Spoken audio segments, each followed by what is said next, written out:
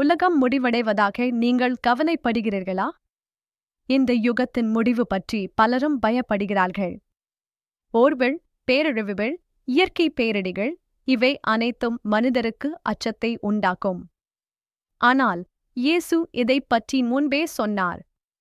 பயப்பட வேண்டியதில்லை, தயார் செய்யப்பட வேண்டியதுதான் என்று இயேசு சொன்னார். நீங்கள் போர் செய்திகள் கேட்டாலும் கலங்காதீர்கள். இவை நடந்தே தீரும். இவைகள் கடைசி ஆரம்பம் என்று அவர் அறிவித்தார். இது முழுவதும் தேவனின் கட்டுப்பாட்டில் உள்ளது.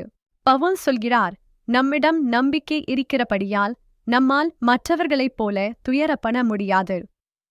ஏனெனில் இயேசு திரும்பி வருவார். நம்மை தண்டிக்க அல்ல, நம்மை திறக்கவும் புதிய உலகத்தை உருவாக்கவும். உலகம் நம்மை அச்சுறுத்தலாம். ஆனால் கிறிஸ்துவில் நாம் பாதுகாப்பில் இருக்கிறோம். அவர் வருகை நம்மை பயப்படச் செய்ய வேண்டியது இல்லை, தயாராக இருக்கச் சொல்லும் அழைப்பு. நாம் எப்படி தயாராக இருக்கலாம்? தினசரி வாழ்வில் நம்பிக்கையுடன் நடந்து, மற்றவர்களை நேசித்து, தேவனின் வார்த்தையை பகிர்ந்து. தேவன் நமக்கு கொடுத்த ஆவி பயத்துக்குரியது அல்ல, அது சக்தி, அன்பு, புத்தியுள்ள மனதின் ஆவி.